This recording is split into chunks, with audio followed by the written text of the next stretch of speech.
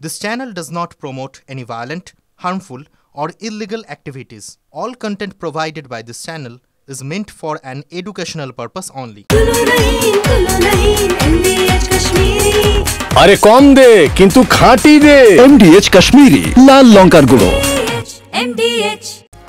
ফিরে আসি রাজ্যের খবরে। তিলোত্তমার বাবা মা অপরাধস্থলে গেলে আপত্তি নেই সিবিআই এর। হাইকোর্টে জানালেন সিবিআই এর আইনজীবী। তিলোত্তমার পরিবারের প্রতি সহানুভূতি রয়েছে। আর তাদের কি বক্তব্য জানবো বিস্তারিত।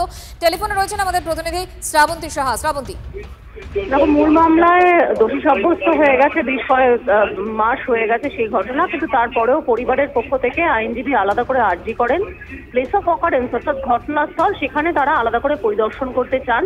তারা ভিতরে ঢুকবেন না, শুধুমাত্র বাইরে থেকে গোটা বিষয়টা অবজারভেশন রয়েছে তাদের, সেগুলো করবার জন্য তারা আর্জি জানান। সিবিআই স্পষ্ট জানিয়ে দেয় যে তাদের পরিবারের প্রতি সহানুভূতি রয়েছে এবং সেক্ষেত্রে যদি পরিবারের আইনজীবী এই ধরনের কোনো পদক্ষেপ নিতে চান, আদালতের যদি কোনো আপত্তি না থাকে, তাহলে সিবিআই এর কোনো সমস্যা নেই। বিচারপতি তীর্থঙ্কর ঘোষ বলেছেন শুধুমাত্র মৌখিক আর্জি নয়, তিলোত্তমার পরিবারকে লিখিত আবেদন নিয়ে জমা দিতে বলা হয়েছে এবং সেক্ষেত্রে আদালতের অনুমতি নিয়ে তারা প্লেস অফ অকারেন্সে যেতে পারবেন, এমনটাই জানিয়েছেন বিচারপতি তীর্থঙ্কর ঘোষ। মঞ্জিরা, ধন্যবাদ শ্রাবন্তী।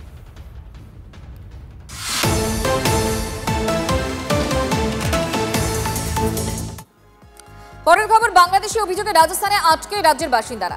ইটাহারের 300 জনকে রাজস্থানে আটকে রাখার অভিযোগ। বিধানসভায় সোচ্চার মুখ্যমন্ত্রী। যারা বাংলায় কথা বলেন তারাই বাংলাদেশি। কেন বাংলার লোকেদের অত্যাচার করা হচ্ছে? বাংলায় কথা বলা কি অপরাধ? দিল্লি বিশ্ববিদ্যালয় থেকে বাংলা বাদ দেওয়া হয়েছে, এটা দুর্ভাগ্যজনক। কেউ নেপালি ভাষায় কথা বললে তাকে নেপালে পুশব্যাক করা হবে। স্বরাষ্ট্র মন্ত্রকের বিষয়টি দেখা উচিত। বিধানসভায় মন্তব্য আজ মুখ্যমন্ত্রীর।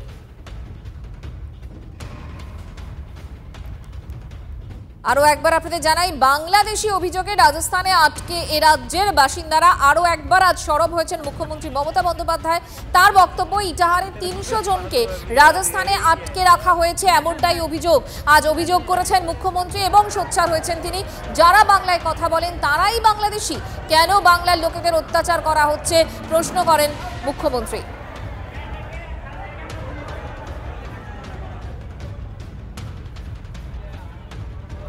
বাংলায় কথা বলা কি অপরাধ? দিল্লি বিশ্ববিদ্যালয় থেকে বাংলা বাদ দেওয়া হয়েছে, এটা দুর্ভাগ্যজনক।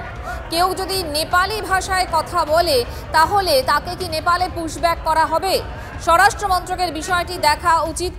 আজ এ নিয়ে আর কি বললেন মুখ্যমন্ত্রী এবং প্রেক্ষিতটা কি ছিল সবটাই জানবো। প্রদীপ্ত কান্তি ঘোষ আমাদের সঙ্গে রয়েছেন, আমাদের প্রতিনিধি। প্রদীপ্ত, দেখো, ইটাহারের প্রায় 300 জন মানুষ তারা রাজস্থানে আটকে রয়েছেন বলে মুখ্যমন্ত্রী মমতা বন্দ্যোপাধ্যায়কে জানান ইটাহারের বিধায়ক মোশাররফ হোসেন। আর তারপরে মুখ্যমন্ত্রী মমতা বন্দ্যোপাধ্যায় তিনি যে কথা বলেন তা হলো যে বিজেপি শাসিত রাজ্যগুলোতে গত কয়েক মাস ধরে এই ধরনের অভিযোগ সামনে আসছে যে বাংলা ভাষায় কথা বললেই আর তাদেরকে আটকে রাখা হচ্ছে। এটা এভাবে চলতে পারে না এবং সেক্ষেত্রে তিনি বলছেন যে বিবেকানন্দ বা রবীন্দ্রনাথ তারা কি ভাষায় কথা বলতেন এবং প্রধানমন্ত্রীর নোটিশেও তিনি গোটা বিষয়টি নিয়ে আসবেন, এই কথাও জানিয়েছেন। তার পাশাপাশি রাজ্যের মুখ্য সচিব মনোজ পন্তকে তিনি নির্দেশ দিয়েছেন যে গোটা বিষয়টা নিয়ে রাজস্থান সরকারের সঙ্গে কথা বলতে। আর এমনকি তাকে যখন জিজ্ঞেস করা হয় যে স্বরাষ্ট্র মন্ত্রক তো গোটা বিষয়টি সম্পর্কে জানেন, আর তিনি বলেন যে তারা জানেন কি জানেন না আমি বলতে পারবো না, তবে তাদের যে এজেন্সি আছে তার মারফত তো তাদের খবর থাকা উচিত।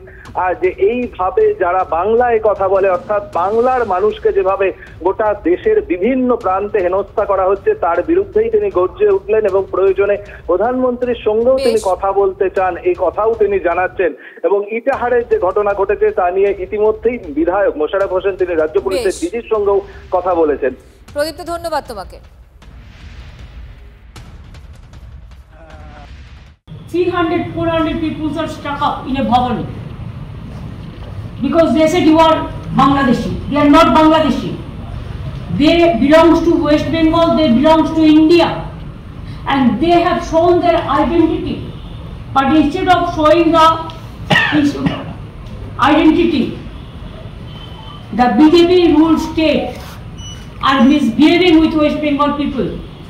But we are not misbehaving with any other state people. In our state also 1.5 crore people are working from different states. They are also the worker. Migrant worker from different states. They are also working here. If they get full respect, then why you disrespect our West Bengal people?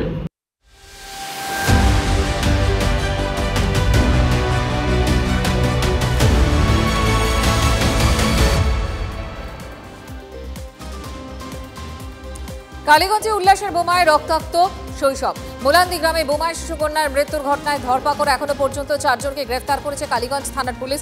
ঘটনায় পরপরই দোষীদের দ্রুত গ্রেফতার ও কঠোর আইনি পদক্ষেপের নির্দেশ দেন মুখ্যমন্ত্রী। গতকালই অভিযুক্ত আদর শেখকে গ্রেফতার করেছিল পুলিশ। শিলিগুড়িতে এটিএম লুটকাণ্ডে গ্রেফতার 3, একজন গ্রেফতার হরিয়ানা থেকে। অন্য 2 জন লুকিয়েছিল শিলিগুড়িতে। শান্তিপাড়া এলাকা থেকে গ্রেফতার সেই 2 জন। সব মিলিয়ে শিলিগুড়িতে এটিএম লুটকাণ্ডে গ্রেফতার 3।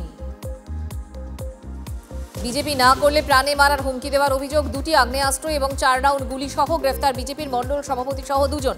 ভাঙড়ের বোদরা অঞ্চলের বুরনগড়ের উত্তেজনা। অভিযুক্ত বিজেপির মণ্ডল সভাপতি পলাশ মণ্ডল ও তার সহযোগী শ্রীবাস মণ্ডল বন্দুক দিয়ে অষ্টপদ মণ্ডল নামে এক ব্যক্তির বাড়িতে গিয়ে তাকে বিজেপি করার জন্য চাপ সৃষ্টি করেন, ভয় দেখান বলে অভিযোগ।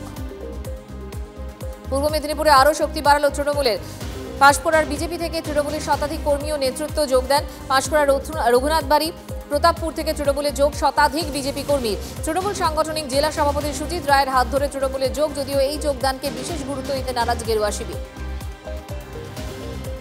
ভুয়ো সিআইডি পরিচয় দিয়ে টাকা হাতানোর ছক, গ্রামবাসীদের হাতে পাকড়াও যুবক। পশ্চিম মেদিনীপুরের দাঁতরের ঘটনা।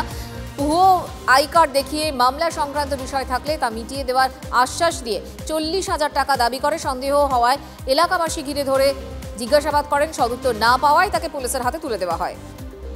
যদি MBH কিচেন কিং কিচেনে থাকি তো আমরা যা ইচ্ছে তৈরি করতে পারি। বেগুনের ভর্তা, আলু কপি, ভিন্ডি মশলা, আরো অনেক কিছু। MBH